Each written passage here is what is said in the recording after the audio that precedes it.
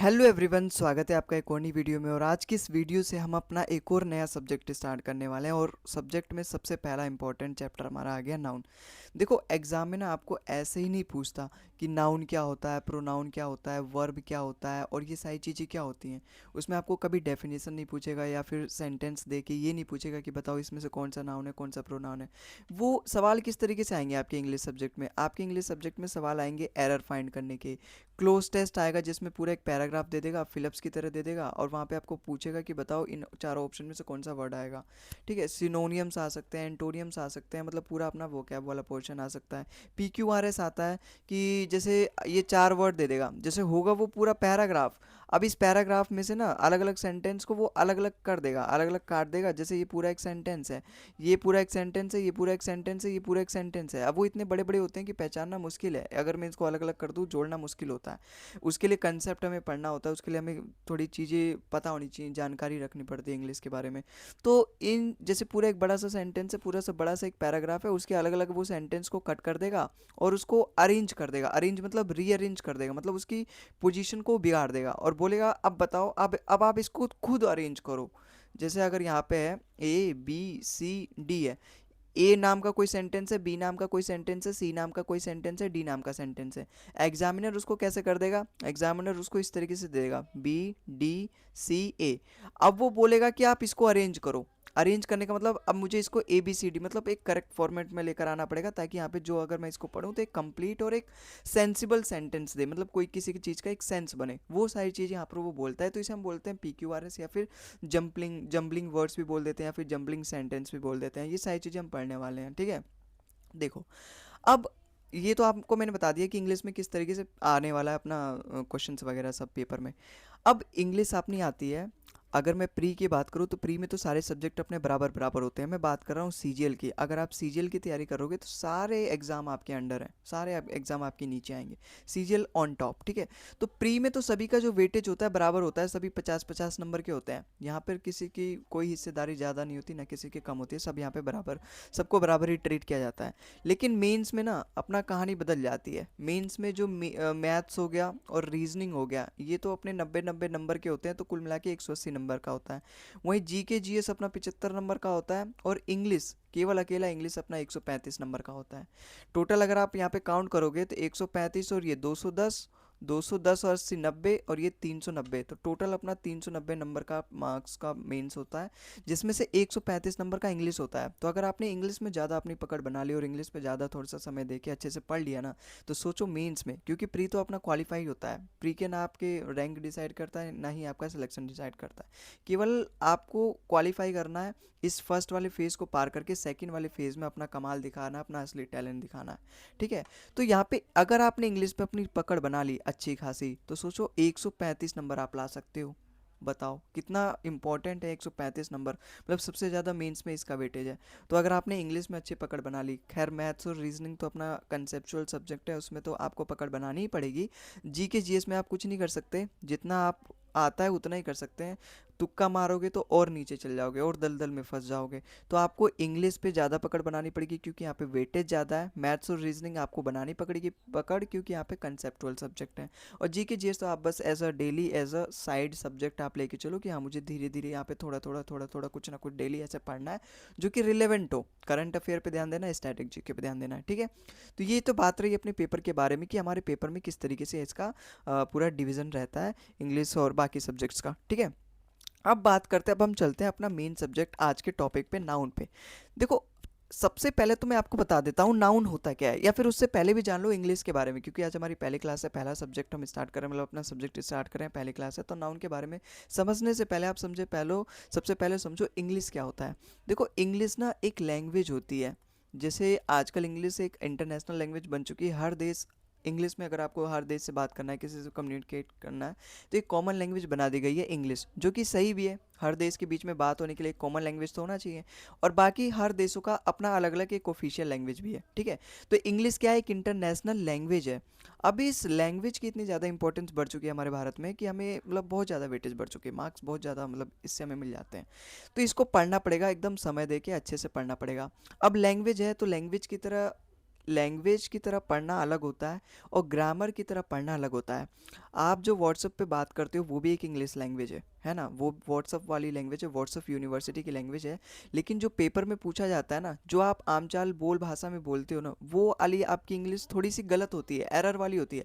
लेकिन जो पेपरों में आती है वो ग्रामर, वो आपकी रियल वाली होती है, वो वहाँ पे बहुत सारे रूल्स होते हैं। अब जो पेपर में जो आती है ना इंग्लिश, उसमें ना देखो, इंग्लिश लैंग्वेज होती है, उसमें वर्ड्स यूज़ होते हैं। क्यों?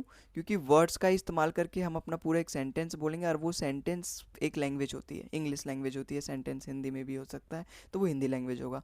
अब इंग्लिश लैंग्वेज में हम यहाँ पे वर्ड्स यूज़ करते हैं। अब ये वर्ड्स क्या होता है? वर्ड्स होता है अपना कलेक्शन ऑफ लेटर्स। वर्ड्स क्या होता है? अपना कलेक्शन ऑफ लेटर्स। जो ये लेटर्स होते हैं ना, ABCD, इन सभी का हम कलेक्शन करके एक कंप्लीट मीनिंग दे। जैसे मैंने APPLE, ये 5 लेटर का यूज़ करके एक वर्ड बना दिया, साथ में जोड़ दिया, तो एप्पल मिला मुझे। और एप्पल का मतलब क्या होता है? सेब होता है। तो ये क्या हो गया? अपना एक वर्ड हो गया। जैसे यहाँ पे मैंने कुछ भी वर्ड दे दिया, जैसे LKJH, यहाँ पर भी तो मैंने 4 लेटर का यूज़ किया है। एक ग्रुप ऑफ मैंने बनाया, ग्रुप ऑफ लेटर सेट बनाया, लेकिन ये वर्ड नहीं है। क्यों? क्योंकि इसका कंप्लीट मीनिंग नहीं है। तो वर्ड वही होता है, ग्रुप ऑफ लेटर जिसका एक कंप्लीट मीनिंग हो। ठीक है, तो यहाँ तक तो आई, समझ में आई।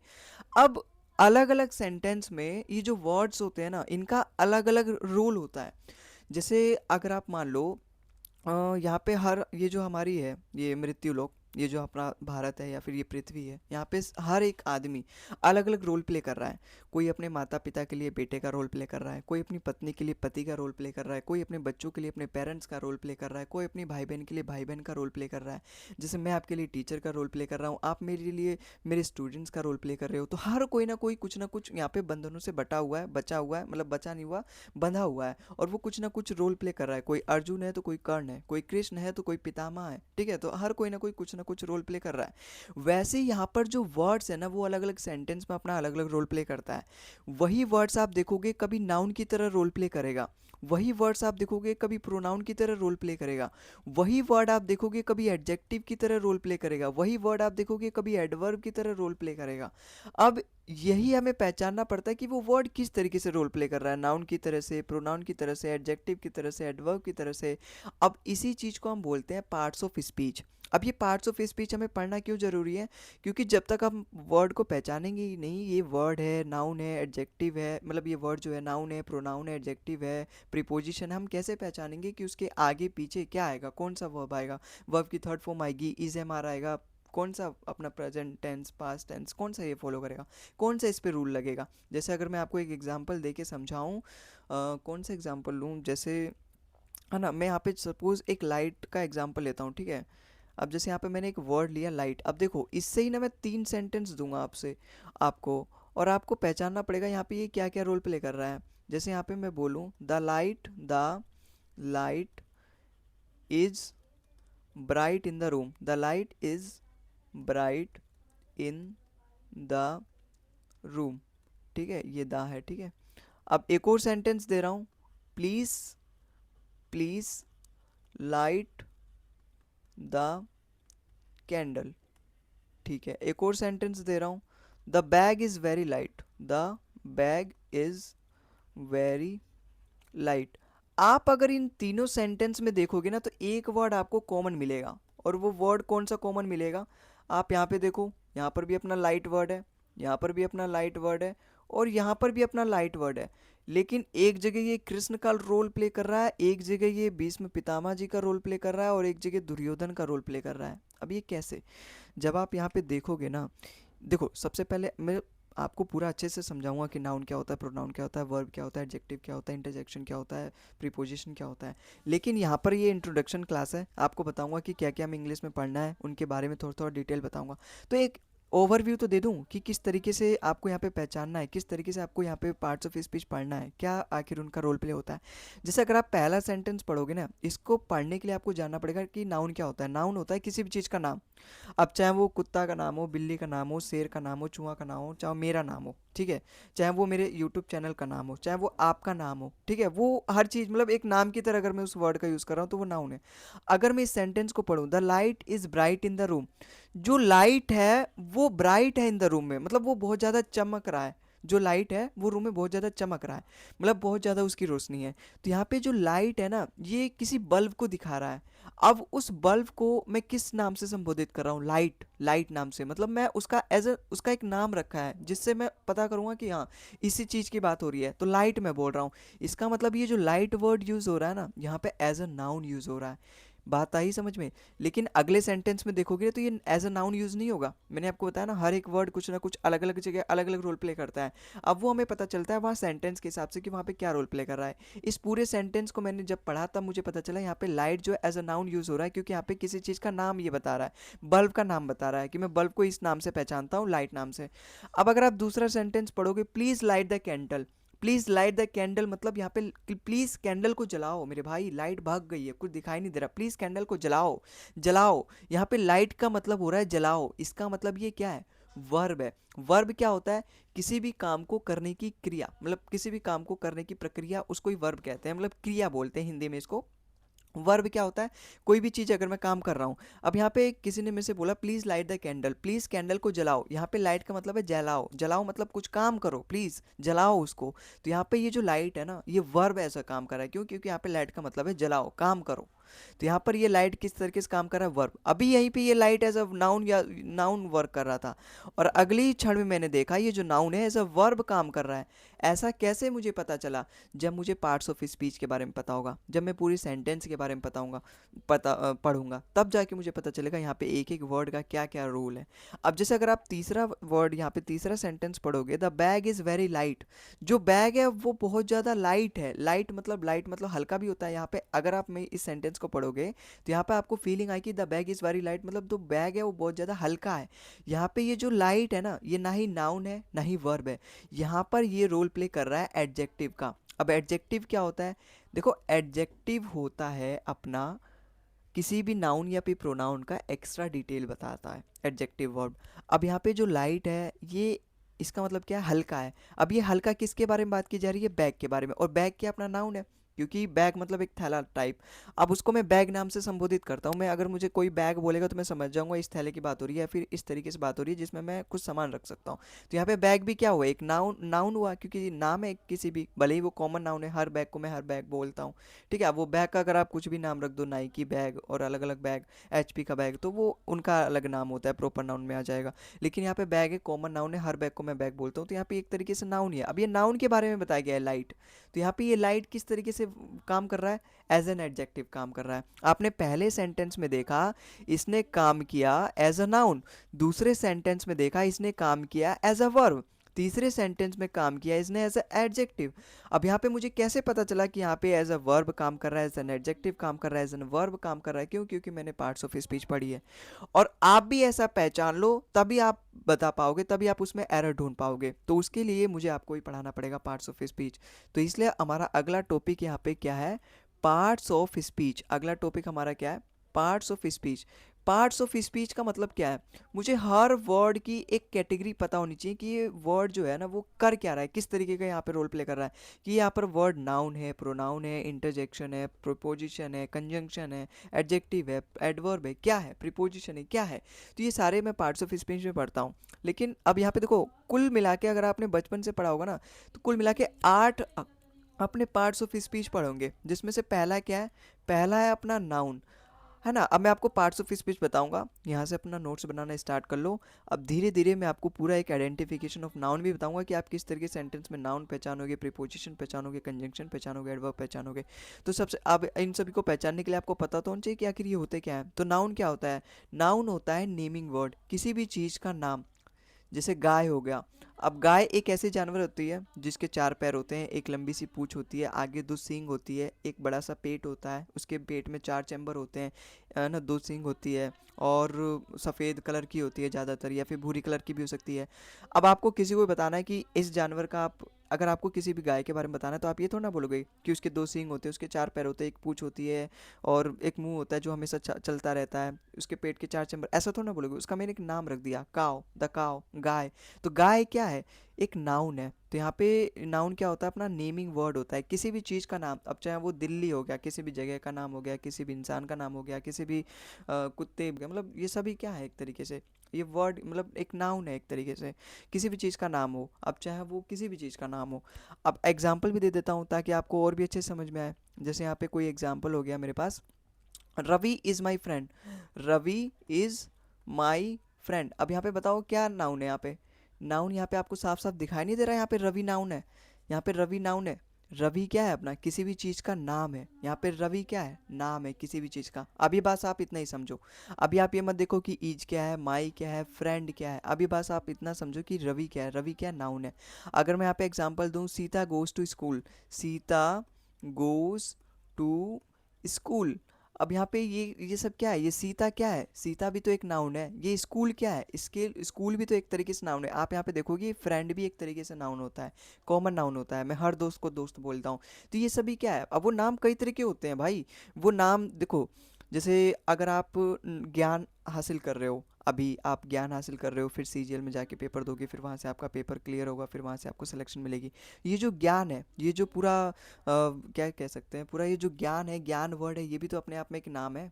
जो आप पूरा इन्फॉर्मेशन अपने अंदर स्टोर कर रहे हो, उसको मैंने ओवर बोल दिया नॉलेज, ज्ञान। तो ये ज्ञान भी एक तरीके से नाउन है, नाम है पूरे उस नॉलेज का, उस पूरे इन्फॉर्मेशन का। रवि है, वो भी एक नाउन है। फ्रेंड है, मेरे दोस्त को, मैं हर दोस्त को दोस्त बोलता हूँ, ये भी एक तरीके से नाउन है। स्कूल को मैं ऐसा स्कूल बोलता हूँ, भले ही उसका कुछ और नाम नाम हो। तो नाउन के अलग अलग टाइप्स होते हैं, proper noun, common noun, material noun, abstract noun, वो हम नाउन में पढ़ेंगे। वो उस किस बेसिस पे डिवाइड होता है कि अगर ये मटेरियल यहाँ पे दर्शा रहा है तो ये मटेरियल नाउन होगा, अगर इसको मैं टच नहीं कर सकता, केवल फील कर सकता हूँ, ये अपना एब्स्ट्रैक्ट नाउन होगा। ठीक है। अब अगर वो किसी का पर्टिकुलर नाम है तो प्रॉपर नाउन होगा। अगर मैं हर लोगों को एक ही नाम से पुकार रहा हूँ, जैसे लड़का बॉय, इसको भी मैं बॉय बोलूंगा, इसको भी बॉय बोलूंगा, इसको भी बॉय बोलूंगा, लेकिन बॉय से संबोधित कर रहा हूँ ना, बॉय से मैं पहचान रहा हूँ कि हाँ लड़के की बात हो रही है, तो वो नाउन है, वो सब भी नाउन है। ठीक है, तो ये कॉमन नाउन होते हैं। ये खैर हम नाउन के जब हम ब्रीफ में पढ़ेंगे नाउन टॉपिक, पूरा चैप्टर अच्छे से। अभी तो बेसिक चल रहा है ना, अभी तो स्टार्टिंग से पढ़ा रहा हूँ। आपको सबसे पहले नाउन से पहले ये सारी चीज़ें पता होनी चाहिए, जिस तरीके से मैथ्स पढ़ने से पहले आपको कुछ चीज़ें पता होनी चाहिए, उस तरीके से ये सारी चीज़ें हैं जो आपको पता होनी चाहिए। अगला अपना पार्ट्स ऑफ स्पीच है प्रोनाउन। देखो, प्रोनाउन क्या होता है, प्रोनाउन एक ऐसे वर्ड्स होते हैं जो नाउन की जगह यूज़ होते हैं, या फिर मैं कह सकता हूँ रिप्रेजेंट अ नाउन, या फिर points a noun, points a noun, points a noun, मतलब वो नाउन को एज अ पॉइंट करते हैं, नाउन की तरफ वो दर्शाते हैं, नाउन की तरफ वो दिखाते हैं। जैसे यहाँ पर मैंने एग्जाम्पल दिया था, ऊपर ऊपर मैंने एग्जाम्पल दिया था, रवि इज़ माई फ्रेंड।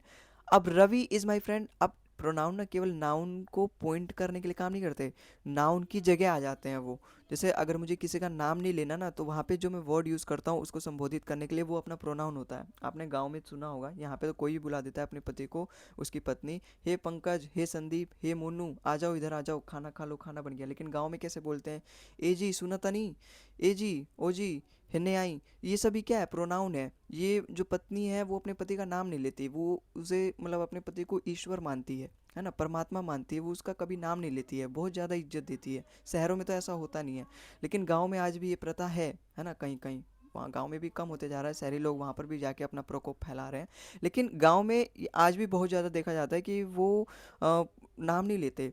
तो एजी सुनतानी क्या है, वो क्या है, प्रोनाउन है। प्रोनाउन मैंने नाउन की जगह यूज़ किया है। अगर मैं उसको बुलाता हे पंकज इधर आओ खाना खा लो, एजी आओ खाना खा लो, बन गया। तो एजी क्या है, प्रोनाउन है। अब लड़के के लिए अगर मैं किसी की बात करूं, जैसे रवि है, अब रवि क्या है, लड़का है, नाम से पता चल रहा है, तो लड़के के लिए मैं ही यूज़ करता हूँ। लड़की क्या, जैसे शीतल है, शीतल क्या, लड़की है, शीतल के लिए मैं शी यूज़ करता हूँ, है ना। और कोई भी सामान है, कोई भी सब, जैसे कोई भी ऑब्जेक्ट है अगर मेरे पास, जैसे कोई भी, जैसे बुक है, तो बुक के लिए मैं क्या यूज़ करूँगा, इट यूज़ करूँगा, जो नॉन लिविंग थिंग्स होते हैं। तो ये सारे अपने प्रोनाउन है, ही, शी, इट। इनको मैं किसकी जगह यूज़ करूँगा, मैं प्रोनाउन की जगह यूज़ करूँगा, मतलब नाउन की जगह यूज़ करूँगा इनके नाम। जैसे बुक क्या नाउन है, क्योंकि मैं किसी भी पुस्तक को एज अ बुक नाम से पहचान रहा हूँ कि ये बुक है, तो ये नाउन है, तो उसकी जगह अगर मैं यूज़ कर रहा हूँ बिना नाम यूज़ किए, तो इट क्या है, एक प्रोनाउन है। तो जैसे अगर मैंने यहाँ पे एग्जांपल दिया रवि इज़ माई फ्रेंड, तो इसकी जगह अगर मैं एग्जांपल दूँ he is my friend, he is my friend, अब यहाँ पे मैंने नाम ना यूज़ करके उसकी जगह ही यूज़ कर लिया, तो ही क्या है यहाँ पे, प्रोनाउन है। अच्छा, अगर मैं यहाँ पे सीता की जगह यहाँ पे सी यूज़ कर दूँ, अब यहाँ पे she goes to school, she goes to school, तो यहाँ पे शी क्या है, सी यहाँ पे क्या है, प्रोनाउन है। मैंने नाउन की जगह यूज़ किया, और वो किसको दर्शाने के लिए, नाउन को ही दर्शाने के लिए। मैं यहाँ पे रिप्रेजेंट नाउन कर रहा हूँ, लेकिन नाम से नहीं, इस बार अलग वर्ड्स है जो नाउन को ही रिप्रेजेंट करेगा, वो अपने क्या होते हैं, प्रोनाउन होते हैं। एक बात और जान लो, ये जो प्रोनाउन होते हैं ना, ये रिपीटिशन को कम करने के लिए होते हैं, रिपीटिशन को अगर अवॉइड करना है। जैसे कि एक एग्जांपल दूं अगर मेरे पास, कि I have red pens, I have a red pen, ठीक है, ठीक है, I have red pen, I like red pen, I like red pen and my red pen, my red pen, red pen is on the table, is on the table. अब देखो यहाँ पे बार बार red pen आ रहा है, यहाँ पे red pen आ रहा है, यहाँ पे रेड पेन आ रहा है, यहाँ पे रेड पेन आ रहा है। अब यहाँ पे red pen red pen red pen बार बार नहीं बोला जाता, बार बार तकलीफ होती है और इंग्लिश में बार बार बड़ा एक्वर्ड सा फील होता है। तो यहाँ पर मैं इसकी जगह प्रोनाउन यूज़ करूँगा इसके रिपीटिशन को रोकने के लिए। तो नाउन की रिपीटिशन को रोकने के लिए भी हम प्रोनाउन यूज़ करते हैं। जैसे अगर मैंने एक बार यहाँ पे बोल दिया, suppose I have a red pen, I have a red pen, अब मैं बार बार रेड पेन नहीं बोलूँगा, अब मैं इसको दिस, दोज, दीज उसके प्लूरल और सिंगुलर के हिसाब से उसका एक अलग प्रोनाउन डिसाइड कर दूंगा और वही मैं बार बार यूज़ करूंगा। जैसे आई लाइक रेड पेन है ना, तो आई लाइक दैट पेन या फिर दिस पेन कर सकता हूँ, क्योंकि अब मैंने उसको पहले ही डिस्क्राइब कर दिया। I have a right, I have a red pen and I like that pen, I like that pen. या फिर अगर वो मेरे पास में चीज़ है, नियर के लिए हम यूज़ करते हैं दिस, फार के लिए, दूर के लिए यूज़ करते हैं हम दैट। तो आई लाइक दिस पेन, मैं मान के चलता हूँ अभी मेरे पास है वो पेन, तो I like this pen and this pen is on the table, this pen is on the table. अब देखो यहाँ पे मैंने दिस यूज़ किया है, यहाँ पे मैंने दिस यूज़ किया है, यहाँ पर मैंने दिस यूज़ किया है, बार बार मैंने रेड पेन यूज़ नहीं किया।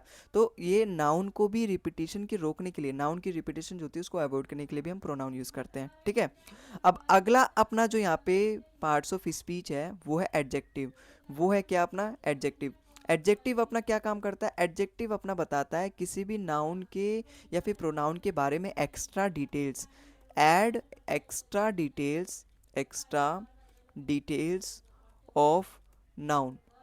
अब जैसे अगर मैं आपको बताऊं शी इज़ ब्यूटीफुल, कोई भी एग्जांपल देता हूं, she is beautiful, she is beautiful, वह क्या है, वह ब्यूटीफुल है, वह बहुत सुंदर है, सी इज़ ब्यूटीफुल। अब यहाँ पे सी मतलब लड़की और ब्यूटीफुल, अब ये ब्यूटीफुल किसके बारे में बात की जा रही है, लड़की के बारे में, लड़की बहुत सुंदर है, सी इज़ ब्यूटीफुल। अब यहाँ पे ब्यूटीफुल नाउन, एक नाउन है या फिर प्रोनाउन है, तो add extra detail to noun या फिर प्रोनाउन, तो नाउन या फिर प्रोनाउन के बारे में जो एक्स्ट्रा डिटेल्स बताया ना वो हमारा एडजेक्टिव कहलाता है।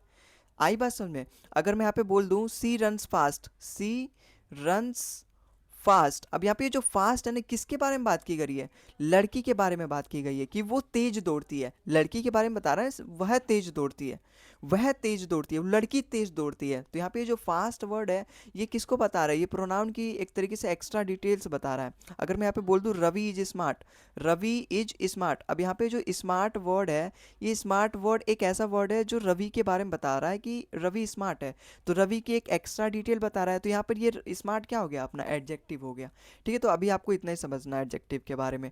अगला जो अपना पार्ट्स ऑफ एडवर्ब, देखो एडवर्ब आप एडजेक्टिव में कंफ्यूज मत हो जाना। जैसे यहाँ पर एक एग्जांपल देता हूँ, या फिर सबसे पहले आप एडवर्ब के बारे में समझो कि एडवर्ब होता क्या है। एडवर्ब जैसे एडजेक्टिव अपना एक्स्ट्रा डिटेल्स अबाउट नाउन और प्रोनाउन बताता है ना, उस तरीके से एडजेक्टिव जो होता है ना वो एक्स्ट्रा डिटेल्स अबाउट वर्ब बताता है, वर्ब। लेकिन उससे पहले आप वर्ब तो समझ लो कि वर्ब क्या होता है, उससे पहले आप वर्ब आपको पता ही नहीं है तो आप कैसे पहचानोगे। तो हमारा अगला पार्ट्स ऑफ स्पीच आप लिख लो यहाँ पे क्या है, वर्ब है, ठीक है। अगला पार्ट्स ऑफ स्पीच क्या है, वर्ब है। अब वर्ब क्या होता है, कोई भी एक्शन, कोई भी हमारा एक्शन हो गया, ठीक है, या फिर कोई भी हमारा पोजीशन हो गया, ठीक है, कोई भी हमारा पोजीशन हो गया, या फिर कोई भी हमारा हैपनिंग हो गया, ये सभी हमारे क्या होते हैं, ये सभी हमारे वर्ब होते हैं। जैसे मैंने एग्जांपल दे दिया सी रन्स फास्ट, अभी मैंने यही वाला एग्जांपल दिया था एडजेक्टिव में, सी रन्स फास्ट, जहाँ पर मैंने आपको बताया ये जो फास्ट है ये तो एडजेक्टिव है, ये सी अपना प्रोनाउन है, लेकिन ये जो रन्स है, रन्स मतलब वो दौड़ रही है, वर्ब होता है क्या, किसी भी काम को करने की प्रक्रिया, मतलब कोई भी अगर मैं काम कर रहा हूँ वो एक्शन हो गया। तो कोई भी हमारे एक्शन वर्ड, जैसे यहाँ पे सी रन्स फास्ट, वह दौड़ रही है, दौड़ना मतलब कोई काम कर रही है, तो वो क्या हो गया, हमारा वर्ब हो गया। अब जैसे यहाँ पर मैं बोलूँ I am a student, I am a CGL aspirant, ये लिख लो, I am a CGL aspirant. अब मैंने आपको यहाँ पे एक चीज़ और लिखी है कि जो वर्ब होते हैं वो हैपनिंग को भी दर्शाते हैं। हैपनिंग मतलब आई एम सीजीएल एस्पिरेंट, मतलब मैं एक एस्पिरेंट हूँ, एक सीजीएल एस्पिरेंट हूँ, मतलब मैं हूँ, मतलब हैपनिंग मतलब हो रहा है, मैं हूँ, ये चीज़ बात है, मतलब मैं एक सीजीएल एस्पिरेंट हूँ। वर्ब एक्चुअली में दो तरीके के होते हैं, एक होता है अपना हेल्पिंग वर्ब और एक होता है अपना मीन वर्ब। तो मीन वर्ब तो अपना पूरा जो एक्शन को दिखाते हैं, और हेल्पिंग वर्ब जो मेरी हेल्प करते हैं, उस पूरा वर्ब से जो पहले आ जाते हैं और हेल्प करते हैं कि वो सेंटेंस कौन सा है, प्रेजेंट की बात हो रही है, पास्ट की बात हो रही है, फ्यूचर की बात हो रही है। अब यहाँ पे एम से मुझे क्या लग रहा है कि यहाँ पे प्रेजेंट की बात हो रही है, तो यहाँ पे एम क्या है, हेल्पिंग वर्ब है। तो यहाँ पर वर्ब अपने दो तरीके होते हैं, कि हेल्पिंग वर्ब हो गया, एक मेन वर्ब हो गया, ठीक है, तो आपको समझ में आया होगा कि वर्ब क्या होता है, जो एक्शन को दिखाए, पोजीशन को दिखाए या फिर हैपनिंग को दिखाए। अब पोजीशन को कैसे दिखाए, जैसे अगर मैं यहाँ पे एग्जांपल ले लूँ कोई सा भी, I have a red pen, मेरे पास रेड पेन है। अब यहाँ पे ये हैव क्या दिखा रहा है, हैव दिखा रहा है कि मेरे पास रेड पेन है, लेकिन ये हैव एक्शन नहीं हो रहा है यहाँ पे, ये पोजीशन को दिखा रहा है कि मेरे पास रेड पेन है, मेरे पास रेड पेन है, मतलब मेरे पास रेड पेन है, मतलब उस पेन का मैं मालिक हूँ, मैं हूँ, मेरा उसके पेन के ऊपर पूरा अधिकार है। तो यहाँ पे पोजीशन दिखा रहा है, पोजीशन मतलब मेरा अधिकार दिखाना, या फिर वह पेन मेरा है, मेरा उससे रिलेशन दिखाना, रिलेशन नहीं, मेरा उस पर अधिकार है, या फिर मैं उसका मालिक हूँ, इस तरीके से कि वो चीज़ मेरा है, वो पोजीशन होता है। तो ये भी तो अपना वर्ब है। तो वर्ब क्या दिखाता है, वर्ब आपके किसी भी काम को होने को दिखाता है, पोजीशन को दिखाता है, पोजीशन अपना हेल्पिंग वर्ब में आ गया, हैपनिंग भी अपना हेल्पिंग वर्ब में आ गया। तो वर्ब अपने दो तरह के होते हैं, एक हेल्पिंग वर्ब हो गया, एक मेन वर्ब हो गया, जिसमें से मेन वर्ब हमारा कोई भी एक्शन अगर हो रहा है तो वो मेन वर्ब कहलाएगा, और बाकी की जो हेल्पिंग वर्ब जैसे is, am, are, was, were, have, had, has, ये सभी क्या अपने हेल्पिंग वर्ब हो गए। ठीक है, तो आई होप आपको ये भी समझ में आया होगा। अच्छा, अगला अपना पार्ट्स ऑफ स्पीच है, वो है प्रीपोजिशन। प्रीपोजिशन क्या होता है, प्रीपोजिशन होता है अपना रिलेटिंग वर्ड। रिलेटिंग वर्ड मतलब कोई भी चीज़ एक ऐसा जो रिलेशन शो करे। प्रीपोजिशन अपना क्या शो करते हैं, रिलेशन शो करते हैं। रिलेशन, अभी मैं एग्जांपल दूंगा ना तब आपको और भी अच्छे समझ में आएगा। ये क्या करते हैं, रिलेशन शो करते हैं। रिलेशन शो करने का मतलब अगर मैं कोई एग्जांपल दे दूं, the cat is under the table, the cat is under the table. अब यहाँ पे इसका मीनिंग क्या है, दो जो कैट है ना वो टेबल के नीचे बैठी गई है, या फिर टेबल के नीचे वो बैठी है। तो यहाँ पे ये जो अंडर दिखा रहा है ना, ये टेबल और कैट के बीच में रिलेशन बता रहा है कि जो कैट है वो टेबल के कहाँ है, नीचे, ऊपर, दाएं बाएं आगे पीछे, कहाँ है, वो नीचे है। अंडर से मुझे पता चल रहा है वो नीचे है, मतलब कैट और टेबल के बीच में रिलेशन बता रही है कि जो कैट है वो टेबल के नीचे है। तो यहाँ पे अंडर वर्ड क्या हो गया, हमारा प्रीपोजिशन हो गया। तो प्रीपोजिशन वो वर्ड होते हैं जो मेरा एक्चुअली में रिलेशन दिखाते हैं मेरे नाउन और ऑब्जेक्ट के बीच में, या फिर उस जगह के बीच में जहाँ पर, जैसे कि एक और एग्जांपल दूँ अगर मैं, she goes to school, she goes to school, वह स्कूल जाती है। अब यहाँ पे आप देखोगे ना, टू, टू क्या यहाँ पे, टू का काम कर रहा है, यहाँ पे टू प्रीपोजिशन काम कर रहा है। जैसे सी तो प्रोनाउन है, ये तो वर्ब है अपना। गोज दिखा रहा है किसी भी काम करने को, वो जा रही है तो वो काम कर रही है, मतलब कुछ ना कुछ काम कर रही है ना, अगर जाने को भी तो हम एक्शन कहते हैं, वो कुछ ना कुछ एक्शन ले रही है, तो गोज क्या अपना वर्ब है। अब ये टू क्या दिखा रहा है, टू मतलब वो स्कूल की तरफ जा रही है, इसका मतलब शी और स्कूल इसके बीच में रिलेशन दिखा रहा है कि वो स्कूल की तरफ जा रही है, जा रही है। मतलब अगर ये टू ना लगाऊं, सी गो स्कूल, सी गोज स्कूल, कुछ सेंस नहीं बन रहा और मेरा सेंटेंस भी अधूरा अधूरा सा लग रहा है। लेकिन इस टू के आने से यहाँ पे सेंटेंस पूरा पूरा लग रहा है, मेरा पूरा काम बन गया, पूरा सेंटेंस एक सेंस बना रहा है। तो यहाँ पे टू, यहाँ पे एक तरीके से रिलेशन शो कर रहा है कि वो स्कूल की तरफ जा रही है। तो प्रीपोजिशन ऐसे वर्ड होते हैं जो रिलेशन शो करते हैं। आप इतना समझो, the cat is under the table, she goes to school. अब ये कई सारे वर्ड होते हैं, जैसे अपना आफ्टर हो गया, ठीक है, अबव हो गया, ठीक है, ऑन हो गया, ठीक है, और अंडर हो गया, अंडर हो गया, बिहाइंड हो गया, ये सभी क्या है अपने प्रीपोजिशन है। आप देखो प्रीपोजिशन भी दो वर्ड से बना है, प्री पोजिशन, पोजिशन मतलब जगह के बारे में बताया, आफ्टर मतलब बाद में, अबव मतलब ऊपर, ऑन मतलब भी ऊपर होता है, अंडर मतलब नीचे, बिहाइंड मतलब पीछे। तो इन सभी का हिंदी में मीनिंग होता है, पोजीशन के बारे में दिखाते हैं, पोजीशन के बारे में बताते हैं। तो ये सभी क्या है, मेरे प्रीपोजिशनल वर्ड है। ठीक है, अगला अपना पार्ट्स ऑफ स्पीच क्या है, अगला अपना पार्ट्स ऑफ स्पीच है कंजंक्शन। कंजंक्शन मतलब ज्वाइनिंग वर्ड्स, मतलब जो दो सेंटेंस को या फिर दो वर्ड्स को ज्वाइन करे। कंजंक्शन मतलब ज्वाइनिंग वर्ड्स, जो भी दो वर्ड्स को या फिर दो सेंटेंसेस को जोड़ते हैं। कोई भी अगर एग्जांपल दूं, अगर मैं अगर मैं कोई बोल दूं, it is raining, it is raining, it is raining, so we stayed home, so we stayed at home, या फिर so we stayed at home, ठीक है, ऐसे कर लो। It is raining so we stayed at home, यहाँ पे देखो सो है, यहाँ पे जो सो वर्ड है ना कंजंक्शन का काम कर रहा है। ये इट इज़ रेनिंग एक पहला अपने आप में कंप्लीट सेंस है, वी स्टेड एट होम ये दूसरा अपने आप में कंप्लीट सेंटेंस है। लेकिन जब मैंने यहाँ पे बीच में सो लगा दिया तो इसने दोनों सेंटेंसेस को जोड़ दिया, इसका मतलब ये क्या है, कंजंक्शन है। अगर एक और मैं एग्जाम्पल दूँ, she is lazy, she is, या फिर she is smart, she is smart but lazy. अगर मैं इसको ऐसे बोलता सी इज स्मार्ट लेजी, तो ये कोई सेंस नहीं बना रहा ना, कोई अधूरा अधूरा सा सेंटेंस लग रहा है और बड़ा एक्वर्ड सा फील हो रहा है जब मैं इसको पढ़ रहा हूँ। लेकिन अगर मैंने इसके बीच में बट लगा दिया ना, तो ये सेंटेंस को जोड़ दे रहा है, यहाँ पे इसको जोड़ दे रहा है, इसको जोड़ दे रहा है, स्मार्ट एंड लेजी को जोड़ दे रहा है। इसका मतलब ये क्या है, कंजंक्शन है हमारा, बट कंजंक्शन है। जैसे अपना यहाँ पर हो गया, सो हो गया, एंड हो गया, है ना, ये अपना बट हो गया, ठीक है। और ये सारे क्या होते हैं, अपना बिटवीन हो गया, ये सारे क्या होते हैं, अपने कंजंक्शन होते हैं, दो सेंटेंसेस को, दो वर्ड्स को जोड़ते हैं। अगर मैं एक एग्जांपल दूं, अगर एक और एग्जांपल दूं, Ravi and Riya, Ravi and Riya, Ravi and Riya are playing, बस इतने लिख लो, आर प्लेइंग, या फिर क्रिकेट वगैरह, या फिर are playing badminton, badminton, are playing badminton, Ravi and Riya are playing badminton. अब यहाँ पे जो रवि है और रिया है, दो नाम है या फिर दो अलग अलग वर्ड है, उनको मैंने एंड के द्वारा जोड़ दिया। तो यहाँ पे एंड क्या है, अपना कंजंक्शन है, मतलब किसी भी दो वर्ड को जोड़ना या फिर किसी भी दो सेंटेंसेस को जोड़ना, वो क्या होता है, अपना कंजंक्शन होता है। अगले पार्ट्स ऑफ स्पीच पे चलते हैं। अगला हमारा पार्ट्स ऑफ स्पीच है, आठवां हमारा पार्ट्स ऑफ स्पीच है इंटरजेक्शन। इंटरजेक्शन अपना क्या कहता है, इंटरजेक्शन अपना इमोशन शो करता है। अगर मैं बोलूँ आई एम वेरी हैप्पी, मतलब यहाँ पे मैं खुश हूँ। आई एम वेरी सैड, तो यहाँ पर मैं सैड हूँ। हालांकि ये जो सैड वर्ड है, ये हैप्पी वर्ड है, ये तो एडजेक्टिव है। ये सभी क्या है, ये तो एडजेक्टिव है। यहाँ पे हैप्पी, ये सभी क्या है, एडजेक्टिव है। लेकिन इसको मैं इमोशनली शो करता हूँ अलग वर्ड से, जैसे हुर्रे हो गया, हुर्रे हो गया, हे हो गया, है ना, या फिर एलास हो गया, ठीक है, एलास हो गया, या फिर वाह हो गया। अब ये जो ऐसे ऐसे वर्ड्स होते हैं ना, जिससे मैं एक्चुअली मैं अपने इमोशन शो करता हूँ। Hurray, we won the match, कल इंडिया मैच जीत गई थी, तो हुर्रे मैंने बोला, हिल्ले hurray, we won the match. Hey, अगर मैं किसी को बुलाना चाहता हूँ, किसी की तरफ मैं बुलाना चाहता हूँ, हे इधर आओ तुम, तो हे से मैंने क्या बोला, इंटरजेक्शन बोला। ठीक है, ये क्या होता है, अपना आठवां parts of speech, interjection. Alas जब मैं यूज़ करता हूँ, जब मैं बहुत ज़्यादा दुखी हूँ, अलास, ऐसा कैसे हो सकता है, ऐसा कैसे हो गया। तो जैसे वाओ, कोई भी चीज़ अगर मुझे बहुत ही अच्छी लगी तो मैं बोलूँगा वाओ। ये मेरी इमोशन को शो करता है कि मैं अंदर से बहुत ज़्यादा इसके प्रति आकर्षित हूँ, बहुत ज़्यादा मुझे अच्छा लग रहा है देखने में, तो मैं वहाँ पे क्या यूज़ करता हूँ, वाओ, वाओ वह कितना अच्छा है। तो यहाँ पे अगर मैं वाओ बोलूँ तो सामने वाला समझ जाएगा हाँ कि इसको, मेरे को मेरा प्रोजेक्ट या फिर मेरा कोई भी चीज़ इसको बहुत अच्छा लगा, तभी ये वाओ बोल रहा है। तो ये कुछ ऐसे वर्ड हैं जिससे मैं पहचान पाता हूँ मेरे इमोशन क्या है। ठीक है, तो ये क्या होता है, अपने इंटरजेक्शन होते हैं। तो ये अपने पार्ट्स ऑफ स्पीच है। अब कोई सा भी अगर मैं सेंटेंस दूँ तो आप वहाँ पे पहचान लोगे कौन सा नाउन है, कौन सा प्रोनाउन है, कौन सा एडवर्ब है, कौन सा एडजेक्टिव है, कौन सा इंटरजेक्शन है, कौन सा प्रीपोजिशन है। ठीक है, तो आप इन सभी के नोट्स बनाना, अपने कॉपी में उनके एग्जाम्पल्स लिखना, और मैंने जो भी उनकी डेफिनेशन बताई है थोड़ी थोड़ी, उन सभी के बारे में लिखना। कल हम नाउन अपना स्टार्ट करेंगे और भी आगे इसको बढ़ाएंगे। तो आज के इस वीडियो में बस इतना ही।